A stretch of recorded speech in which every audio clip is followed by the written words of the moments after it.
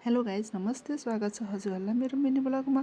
आज मेरो सबै परिवार कता छन् भनेको त यतातिर पो बिजी रहेछन् र म पनि चटपटा लिएर यतै आएँ र यतै बसेर खाना लागेर छिटो छिटो खाएर म फेरि किचनतिर लागेँ। किचनमा फेरि आज हाम्रो माछा पकाउने विचार थियो। माछामा मैले नुन, हल्दी, निबु मसलाहरू हालेर मोलेर एकछिन छोपेर राखिदिएँ र यो नुनको भाँडामा पनि नुन हल्दी सकिएको रहेछ। यसमा फेरि मैले भरेर ठिक्क पारेर राखेर यता नुनकोमा अलिकति हल्दी खसेर चाहिँ त्यसलाई मैले फेरि छोपेर लुकाएर राखिदिएँ कि कसैले थाहा नपाओस् भनेर। देख्नुभयो मेरो टेक्निक, लिन्जा टेक्निक भन्छ यसलाई। माछाको झोलमा फेरि तोरी त चाहिन्छ, त्यही भएर मैले ओखरीमा तोरी चाहिँ अलिकति पिसेर ठिक्क पारेर राखिदिएर यता ग्यास बालेर कराई पनि बसालेँ र कराई बसालेर तेल पनि राखेँ। तेल राखेर र अब मैले माछा एउटा एउटा हालेर फ्राई गर्न लागेँ। यो माछा फ्राई गर्दा मलाई फेरि एकदम डर लाग्छ र मैले डराउँदै राखिरहेछु र यता फ्राई भएर पनि रेडी भइसक्यो। मैले यता प्लेटमा राखेँ।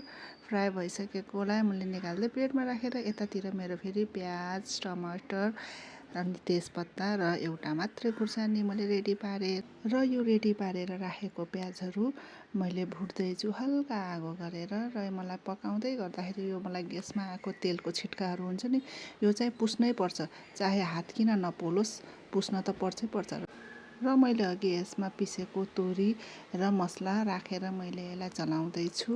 यो भुट्न दिनपर्छ एकछिन र यो सिसामा चाहिँ हामीले जिरा धनियाँको पेस्ट राख्छौँ। पहिले हामीले एक सिसी नै पिसेर राख्छौँ र मैले यसमा अघि मसलाको भाँडामा अलिकति पानी हालेर भुट्दैछु। यसलाई अलिक भुट्न दिनपर्छ र यतातिर फेरि मेरो टमाटर पनि मैले रेडी पारेर राखिदिएँ। टमाटर पनि हाल्ने बेला भइसकेछ। टमाटर राखेर मेरो मसला चाहिँ डढेको रहेछ कि हल्का सो यसमा मैले पानी हालेर चलाउँदैछु र मैले यो मसलालाई मजाले पाक्न दिएर मैले यसमा फेरि पानी थपेर अघि फ्राई गरेको माछालाई मैले एउटा गर्दै मैले राखिदिँदैछु र म चाहिँ हजुरहरूलाई पानी परेको देखाउनलाई म छत्तामा गएँ। हेर्नु, हाम्रो यता कत्रो ठुलो पानी परेको थियो र म तल आउँदा मेरो भात पनि रेडी हुन लागिसकेको रहेछ र यता माछा पनि उम्लिसकेको रहेछ। यो अब उम्लेको झोलमा मैले चाहिँ धनियाँ पत्ता राखिदिएँ र मैले यसलाई चलाएर एकछिन उम्लिन दिएँ र मलाई तल बोलाइन्, कसले बोलायो किन बोलायो भनेर हेर्न जाँदा त छोटे पो रहेछ। उनीहरूले माछा खाँदैनन् त, त्यही भएर उनीहरूको लागि चाहिँ चिकन मगाएको थियो। तर उसले मलाई चिकन ल्याएर दिँदैछ। अब मैले उनीहरूको लागि चिकन रेडी पारिदिने हो र मैले यता अघि नै प्याज खुर्सानीहरू रेडी पारिसकेको थियो। मैले भुट्नतिर लागेँ र यो धोएर राखेको चिकनलाई मैले प्याजमा हालिदिएँ र मजाले चलाउँदै लागेर चलाएर यतातिर मेरो भात पनि रेडी भइसकेको थियो। हेर्नु, र अब यो मसला, नुन, हल्दी त्यस्तो मसला त यसमा हालेको छैन, अलिअलि हल्का मात्रै नुन हल्दी हालेर चलाएँ, मजाले भुट्न दिएँ। उनीहरूलाई फेरि भुटेको वाला मनपर्छ के, सुक्खा भुटेँ र फेरि मैले अब अघि पिसेर राखेको मसला अलिकति हालिदिन्छु। मसला बिना त मासु त मिठो हुँदैन भनेर अलिकति उनीहरूले थाहा नपाउने गरी हालिदिन्छु। उनीहरूलाई फेरि मिठो लाग्दैन नि त।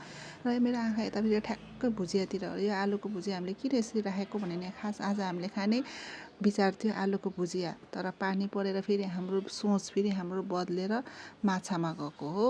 अब यसलाई चाहिँ हामीले अब भोलि खाने हो यो आलुको भुजिया। मैले यसमा मसला हालिदिएँ अलिकति र चलाएँ मैले र अब टमाटर राख्ने बेला पनि भयो। मैले टमाटर राखेँ र धनियाँ पनि राखिदिएँ माथिबाट र मेरो यहाँ चिकन रेडी भयो। Thanks for watching. Bye bye guys.